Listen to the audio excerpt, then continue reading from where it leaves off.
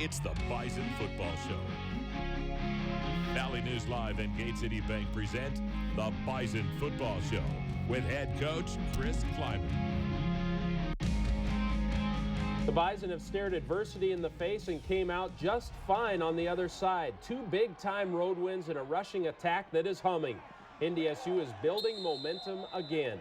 With that, we welcome to the set head coach Chris Kleiman. And Coach, congratulations. And what do you make of these 2 weeks? 2 quality road wins, and your guys are confident again. Yeah, our backs were against the wall when we went on the road against Indiana State, and our guys responded, and then have to do it again at Southern Illinois. Tough environment, and we rushed the football extremely well, and we're playing really good defense right now. And you're right, we're clicking, but you know, now we've got to regroup and get ready to go again for Western. Boy, every week is tough in this league too. We kind of knew that, but it's played out the last 2 weeks, and you expect another battle this week, don't you? You have to grind out wins in this league. You can look across the landscape. Illinois State had to grind one out against Indiana State, and that was at home. So every week's going to be like this in the Missouri Valley, and you don't have your A game, you get beat.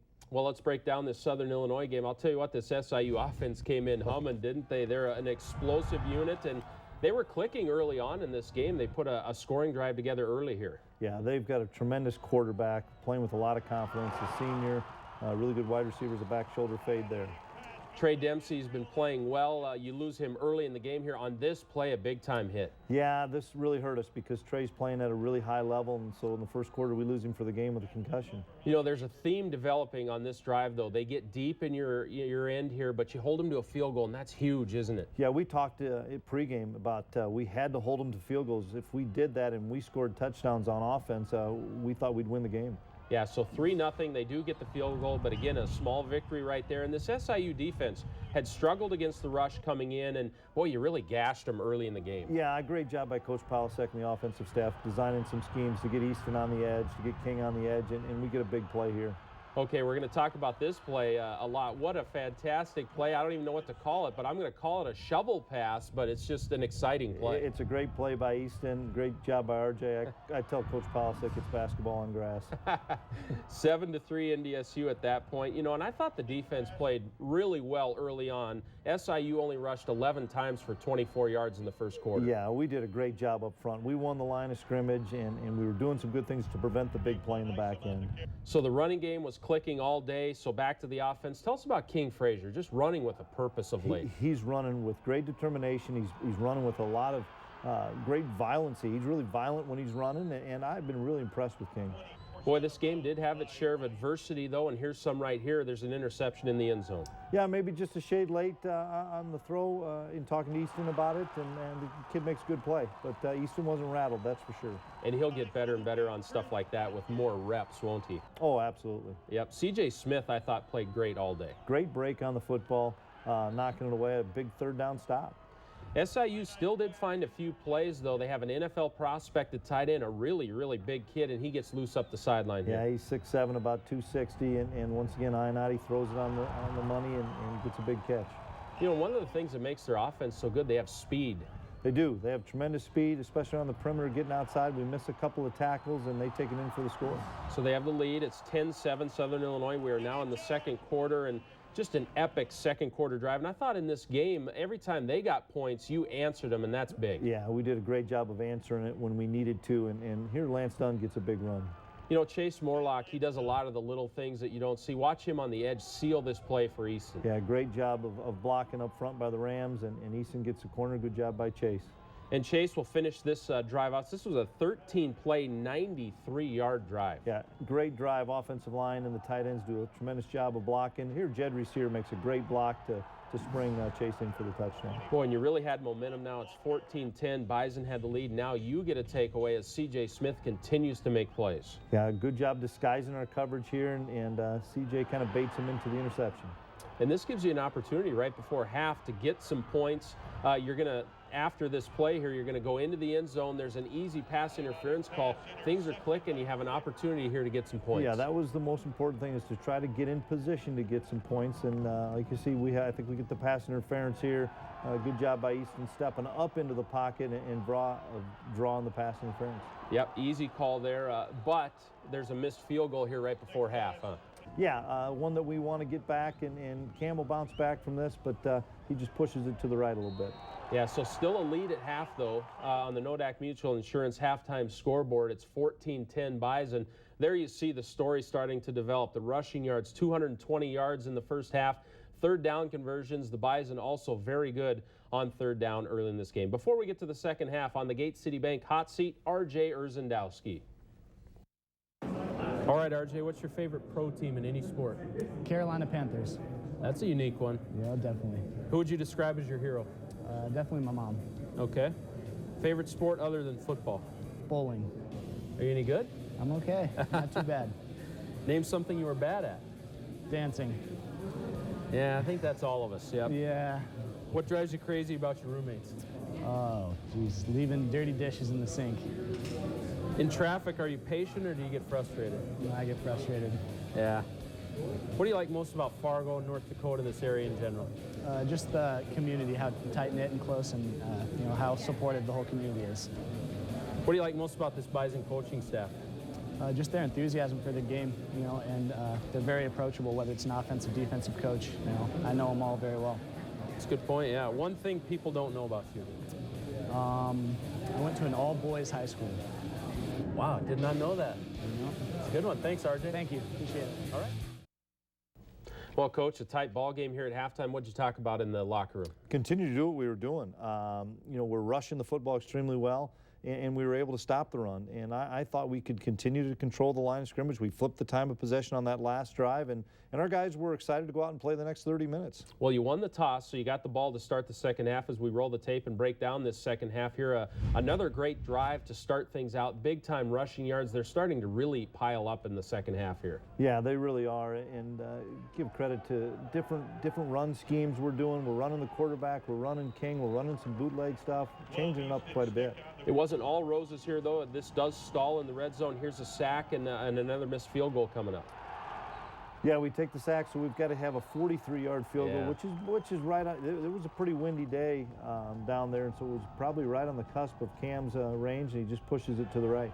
Yeah, there's no doubt there was some wind in his face there, and that sack made it a tougher field goal, no doubt. Momentum flipped again here. There's a turnover. Lance Dunn, they get a hat on the ball right here. Yeah, they do a good job stripping it out right here, and we can't turn the ball over, especially down there that close to our end zone. They had some clear momentum here, but I thought this was huge, this sequence right here where Brian Schatz really played well up front all day, gets a nice stop. Yeah, great job by Brian penetrating the gap and getting a big tackle for loss, and holding these guys to a field goal, I think, really was the difference in the game. Yeah, there's no question. It's 14-13 after this field goal. The Bison still have the lead, and every time they got points, you answered them, and you're going to answer with a big explosive play coming up here as Easton throws a great pass here. Yeah, great job protection up front, and then Easton throws a laser to RJ, and RJ outruns everybody. You know, RJ, they all say he's not that fast, but he shows it every week. He outruns people. Absolutely, he does. Sneaky fast, we'll call it. 21-13. Now, it's a 3rd and 18 here, and Levi Jordheim got some action at defensive end, and he's going to get a penalty here, but I'll vouch for him here. I thought this was kind of a tough call. I thought a pretty good closeout by Levi. Yeah, he's playing hard, and we're not going to take that away from Levi because he's a tremendous player for us as a young guy, and he'll learn from that.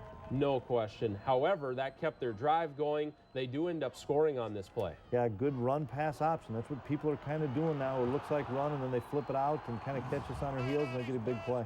I thought it was a little early to go for 2. It's still not even the 4th quarter, but they do decide to go for 2 to tie the game, and you stop them. Yeah, good play here by Jordan Champion, getting inside of it, knocking it away, but that was a big play to keep the lead. And again, you come back with more points. They get the points, and you answer. And Darius Shepard, he has a lot of things to his game. Here's a rush. Yeah, really excited for Shep because he's an explosive player. His shoulder's starting to get healthy, so he can run some of these jet sweeps. Okay, so we're going to flip the card to the 4th quarter here, and King Frazier, the first play of the 4th quarter, is a huge one. Great blocking, and we talk about cutting back on the power play, and he cuts it back and outruns everybody. this really was a big spark for us getting up another score. Yeah, it makes it a two-score game now, 28-19, because they didn't kick the extra point a little bit ago. Now, SIU would not go away, though. They were down 11 against Youngstown the week before with 5 minutes to go, won that game, so they're continuing to fight and get a 16-yard play here. This is a phenomenal offense that our defense held 133 yards less than their average and about 15 points less than their average. A wild play by their quarterback here. Yeah, great job. We missed the sack here. He does a great job. I've seen Easton do this. I've seen Carson do it. You see Ian Eddie do this. Quarterbacks in this league are tremendous, and he makes a big-time play. You know, it looks like they're going in for a touchdown here, but again, a field goal. Boy, I think you're right. That was the story of the game, wasn't it? Absolutely. The defense just bowed up and would not let them in the end zone, and 3 points are not going to beat you in these high-scoring games. So it's 28-22 right now, and I thought another key play here in special teams, Eric Perkins, very nice return. Yeah, Perk's doing a phenomenal job on kick and punt return. He had a big punt return that was called back yesterday. Gets a big kick return here. He's flipping the field for us.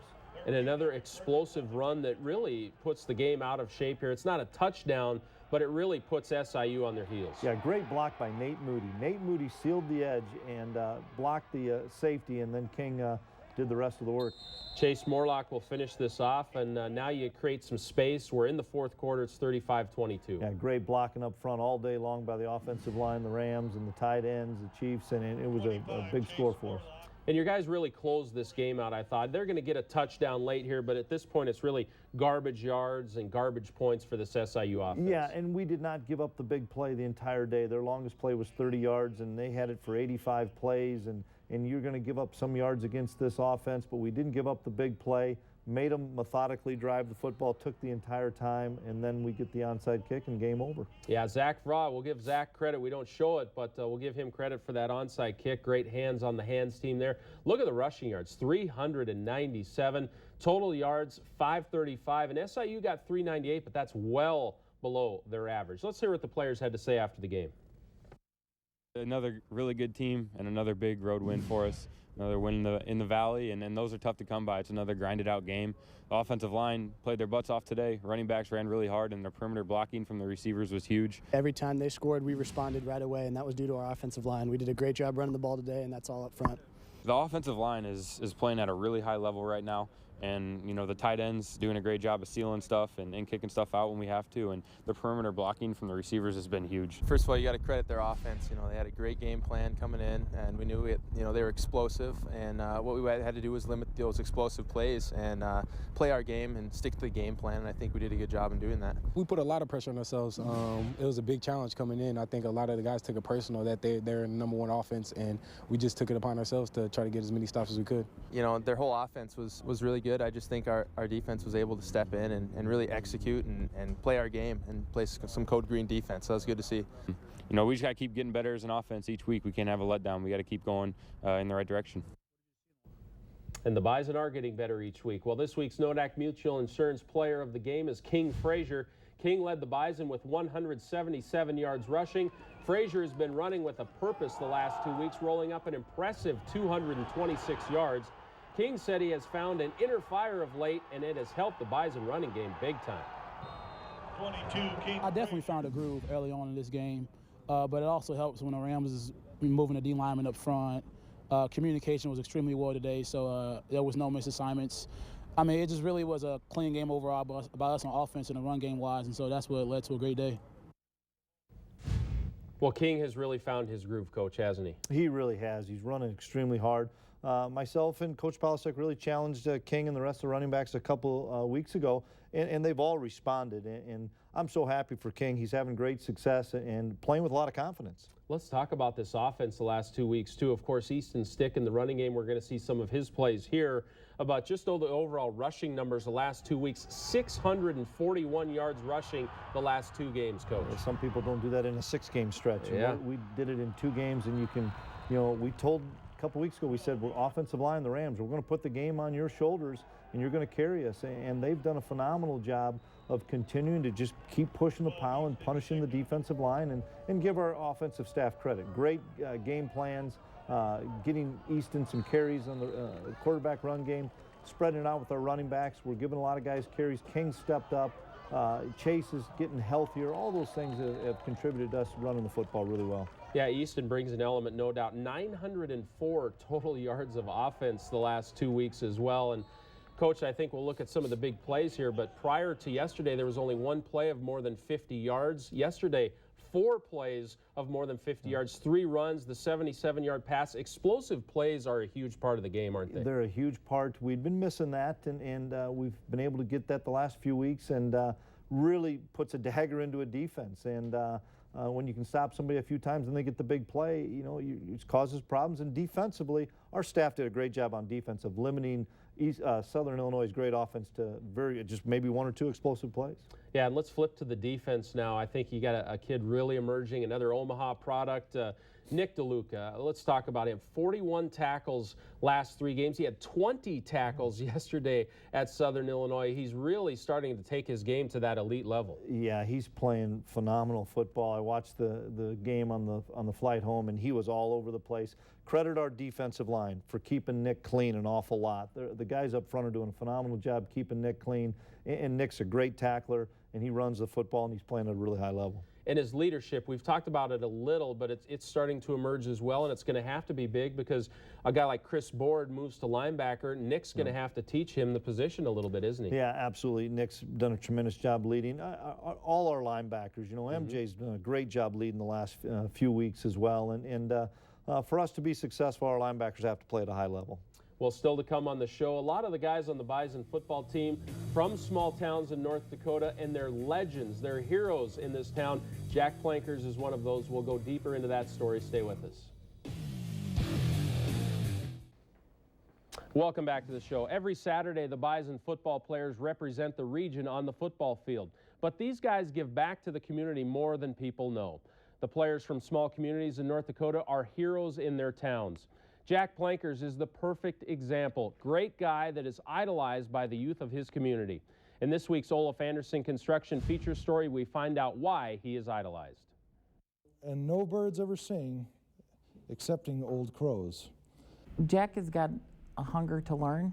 I mean, anything he wants to do or figure out, he just will go get a book and read it. I took the soft tuft and knitted a thneed. And it's reading Jack Plankers wants to pass on to the future generation. Because reading is, you know, it really does help. It's a beneficial thing. He loves kids. He does. He loves being with little kids. He loves interacting with them. He is a big kid. He gets that from his father. Another thing Jack gets from his father, his competitiveness. Jack's dad, Roy, is a former athlete, and Jack has been trying to outdo his father since his days throwing shot put in high school. And I threw at 54, 1 or 2. But I threw 55, 11. And it continues into college. Roy played football at Concordia in the late 1970s. Like, he won 1 national championship. We've got a few of them now. No, he never lets me forget it, no. And then he has the rings. And at Concordia at the time, we got a watch. So he'll ask, you know, as he's blinging around, he'll ask what time it is or something, you know. But it's away from the football field, in the schools, where Jack seems to make his biggest impact, reading to kids whenever he can. Because it doesn't matter if you're a 6'7", 321-pound offensive lineman for the 4-time national champions. You're tall. Or a 4th grader with dreams just like Jack had. A book is a book, and everybody likes to read, and he just likes to have fun with them. Giving back to the community like that is just one way of showing our appreciation. My name is Jack Plankers. I'm an offensive lineman, and I'm from Leonard, North Dakota. For the Bison Football Show, I'm Alex Egan. Boy, Coach, that's a heartwarming story, isn't it? It really is. What a great story. And Jack's so much fun to be around, and he does a great job with those kids. And I'm really happy for Jack. He's playing really well for us right now. That has to make you feel really proud, too, when these guys do go back to their community, the way they're idolized, and the way they give back to these kids. Yeah, all of our players do it. It's something that we really encourage, and our guys are doing it some on their own. Our community has given so much to us. We need to give back, and Jack's a great example of somebody that gives back to his hometown. Yep, great job, Jack. Well, in this week's Peterson Farm Seed Future Crop of Bison, a future lineman is emerging. Redshirting offensive lineman Zach J. Johnson comes from Spring Lake Park in the Twin Cities, was a 3rd-team AP All-State selection. Great frame already at 6'6", 276, and this kid has a passion to play the game. I actually had no clue about NDSU until my junior year in high school. It was actually a big change in my life, and they actually did a great job recruiting me, and it made me feel comfortable that they're really interested in me. Everybody's here for the right reason and why they wanted to be here, and that's to win. And everybody has like that loving feeling, that passion for football, and that's what I liked.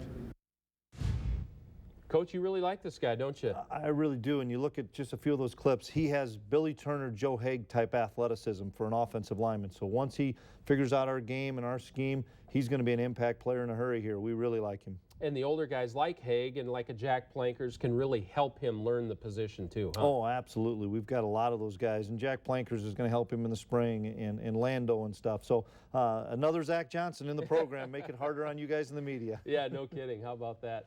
Well, still to come, another tough game this week. Western Illinois is at Gate City Bank Field. We're going to preview that matchup. Stay with us. Well, Coach, another tough game. Western Illinois, the Leathernecks come to Gate City Bank Field, and they've had a good year. They really have. They had a tough loss against Youngstown yesterday, but they beat Northern Iowa at Northern Iowa. Many people remember we escaped Macomb last year with a victory. Most of their guys are back, so they're going to remember that game. And they'll give the Bison the best shot. It'll be they're really in playoff mode now. They have to win out. So I think it's going to be another four-quarter grinded out Valley game. Tell us about this big running back they have, big fella, isn't he? Yeah, Nico Watson played against us a few years back, and now is back playing. I think he's 255, 260 pounds, and he's a downhill runner. They've got an unbelievable wide receiver, Lenore, that's one of the top in the conference. And then their quarterback's been a multi-year starter, and he's a terrific football player. And they always defend us really well. They know our schemes and stuff. There's a lot of familiarity between the two coaching staffs. You know, Coach Entz played for Bob Nielsen in college, and Matt was on the staff at Western Illinois. So there's a lot of dynamics to this game, just like there is in every Valley game. No doubt. Best of luck, Coach. Thanks for your time today. You bet. Thanks, Jeremy. All right, we'll recap this Western Illinois game next week. Enjoy the win, everybody. We'll see you next time.